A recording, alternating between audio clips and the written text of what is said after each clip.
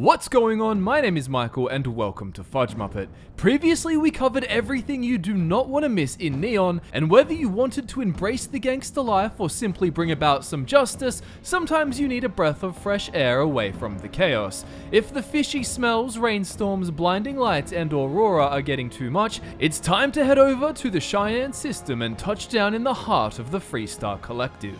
Welcome to Akila City, a fortress of freedom-loving, heavy-drinking, and generally hard-working people. It was founded over 150 years ago by Solomon Coe, a historical figure who the people of Akila remain very proud of to this day. Some people go to Akila straight away in their playthrough, and others like myself don't end up coming here to admire its charm until they're tens of hours into the game. Whenever you decide to come here, here are 9 things you will not want to miss in Akila City. First and foremost, Akila is the place to rock your cowboy hat proudly with a big iron on your hip and a badge that shows everyone that you are the law. That's why I can't help but put joining the Freestar Rangers on this list, so that you get to experience one of the most fun plots in the game. It might not be for you if you bleed nothing but orange for the UC, or if the last thing you'd want is to bring down criminals, but for many people joining the Rangers is going to make for an enjoyable part of their playthrough. It's got a space cowboy, gun-blasting lawbringer meets galaxy traveling detective kind of vibe, and whether you're playing through this as good cop or bad cop is completely up to you. There's definitely the opportunity here to just go in ready for some guns blazing action to take down some space criminals without giving them a second chance. Alternatively, you may wish to work out situations with your silver tongue as much as possible and only trade bullets when absolutely necessary. And sometimes money talks louder than words when it comes to extracting the truth. However you approach it, doing the Freestar Rangers questline is going to be super worth it for many people, so just make sure you follow up on the deputized quest after sorting out the bank situation, which you can't help but notice when you first enter the city. It's nice to know you're part of an elite force helping protect the citizens of the Freestar Collective, and the added recognition doesn't hurt either. Being a ranger with that big iron on your hip is pretty cool, but where are you going to get one?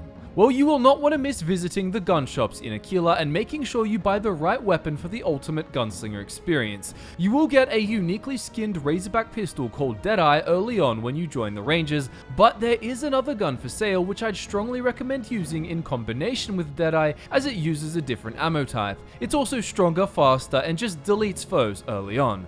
Introducing Elegance. This regulator pistol comes with many modifications that make it far more powerful than a standard regulator. It does have a suppressor which muffles the sound, however, it doesn't really take away from the loud in-your-face gunslinger vibe at all if you don't sneak around with it. It has penetrator rounds installed to pierce through multiple enemies, but most importantly it has the binary trigger mod, which allows you to increase your DPS output massively. You will need receiver mods to research to craft this, and early on you probably don't have this, and may never get this if you're not investing into science much, so it's good to just be able to buy and use weapons with the only barrier being some credits. It also has the shattering effect, allowing it to break through even the strongest armor. You can pick this one up at Roland Arms located here in Akila City. It has a value not too far under 20k, but I have no doubt it's worth it if you're playing a pistols build. It's just a really cool weapon that will be strong into the mid-game stages. Alternatively, you can visit Laredo Firearms. It's got its own shooting range, and it's just a nice place to visit from a lore perspective, and you'll get to meet the CEO of the company who works the front counter. There is a Razorback with a scope and the elemental effect sold here called the Prime, and you may prefer that over my preference of using Elegance, so feel free to try that out if a scoped pistol is more your thing.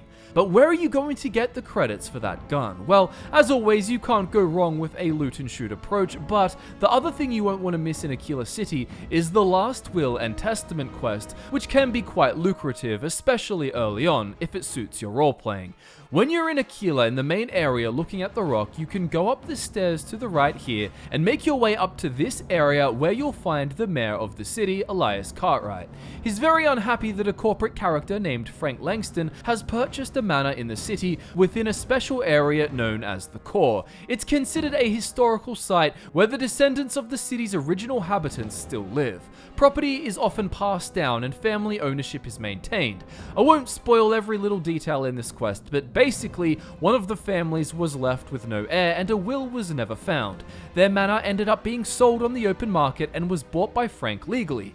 The mayor sends you to search for a will where the last owner of the property went off to live, which is a small little home surrounded by a couple of Ashta, and when you find the will, you discover details which give the mayor the ability to prove an illegitimate heir still exists. You can take this to Elias for 2,500 credits and complete the quest. However, I'm sure you want more of a reward than that, so if you go to Frank instead, he will offer to buy the wheel from you for a chunky 10,000 credits, which at a low level goes a long way towards buying a gun like Elegance. That might feel immoral depending on the character you're roleplaying, especially if you love the history of the Freestar Collective. However, there is a case to be made that Frank's perspective is valid, and that if Akila City allowed the property to be sold to him on the open market, and he was able to buy it fair and square, then it belongs to him, and if they don't like it, that's their problem. Maybe Elias should have sent someone to do such an easy search for a will before the sale took place, and you can even buy a core manor yourself as a player home. Anyway, not only can you get a 10,000 credit reward for bringing Frank the will, you can then return to Elias and say you didn't find the will, after which he gives you an additional credits reward, 4,300 on this level 6 character, far more than the 2,500 he gives you if you actually succeed and get him the will. So 14,300 credits versus 2,500. And I've heard some people report their 4,300 bonus as higher, so I'd assume it's leveled somewhat. I'll leave that decision in your hands. Now, you'll hear a lot of references to the history of Akila City and Solomon Co. and the formation of the Freestar Collective as you play through the game. One place you won't want to miss then in Akila City is the Co-Heritage Museum for two reasons. Firstly, it is nice to just talk to Leah, who is operating it, to hear about the history of the city and how it was built in different stages, with new walls being constructed to keep people safe as it expanded out. You'll also learn more about Solomon Co., who was actually from Wyoming on Earth and was an astrophysicist born around the time people first started living in space. He designed starships that were used during the Great Exodus from Earth, where humans found new homes among the stars. But in addition to soaking up some lore, you'll also find that the museum is missing many things and that you should keep an eye out for them on your travels. They are historical documents specifically, which were sold off long ago to cover debts. You will be able to find them around the game world and bring them here for a chunk of credits, and another chunk for getting the full set. Things like the original charter of Akila City, a list of early Cheyenne settlers. You get the idea. Keep an eye out on your adventures, there's a total of 6 to find. The next thing you won't want to miss is a quest involving the dangerous Ashta you hear so much about. Walking over to the guard barracks over here, you'll find a man named Davis Wilson arguing with Keone, a scientist curious to try new ideas. Davis is furious about her suggestions to change the way him and the guards he trains handle the Ashta threat. He very much wants to stick to the methods he's used for years to make sure the residents of Akila City are as protected as possible. If they get it wrong, then people die. From Keone's perspective, the city shouldn't be restricted to its old methods and should try new technology to deal with the constant threats.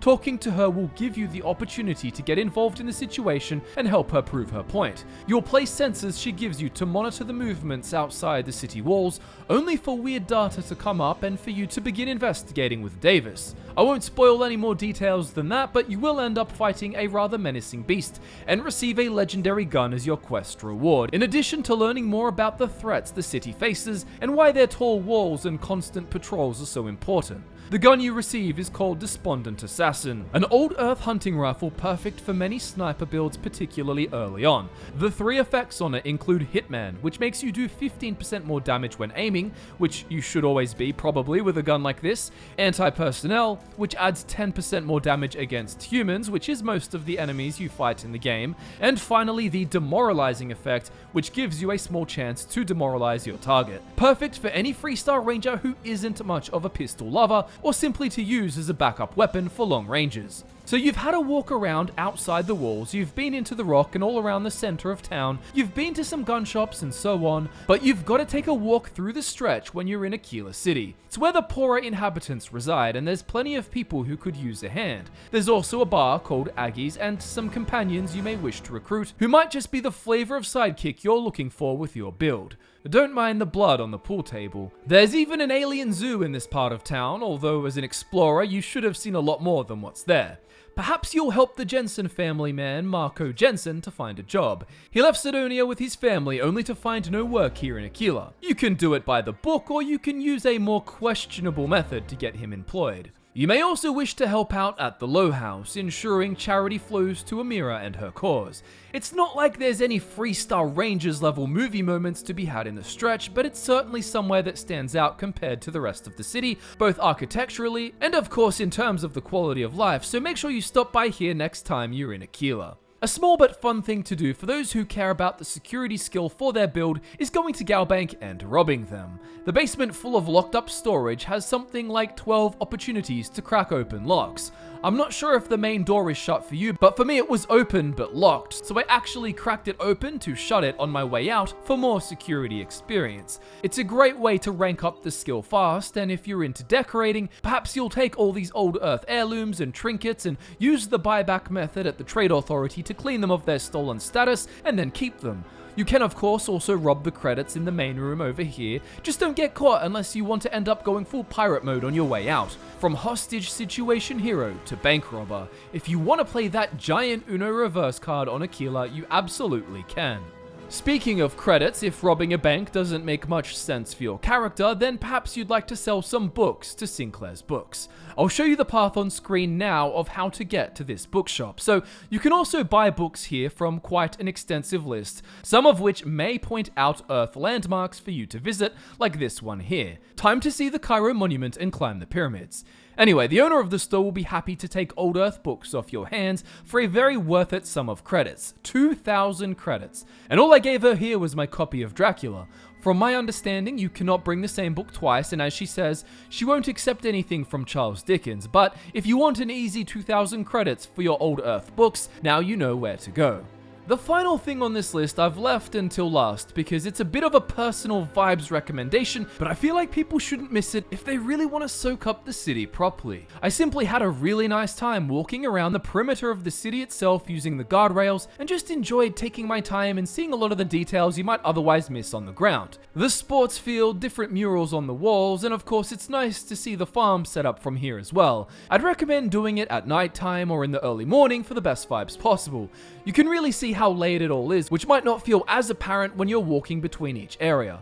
Of course, there's other places to visit within the city itself that you might consider worthy of not missing. For example, there's actually 4 bars, not just the 3 the mayor mentions. So there's the one in the Rock, there's the Hitching Post in the main area, there's Aggie's in the Stretch, but then there's also the Stone Root Inn in Midtown. I didn't find this one for quite some time. There's also various player homes you might be interested in buying, but I couldn't help but recommend my stroll around the outside of Akila City after enjoying it myself. And you may have to use your boost pack to hop between the guard towers at this point here. And that wraps up this Starfield video of 9 things not to miss in Akila. Thank you so much for watching and supporting the channel. It's so cool to hear how everyone's Starfield experience is going and what specific things you're getting up to in your playthrough. And tell me, what's your favorite city so far? My name is Michael, socials are in the description, and I'm going back to play more Starfield.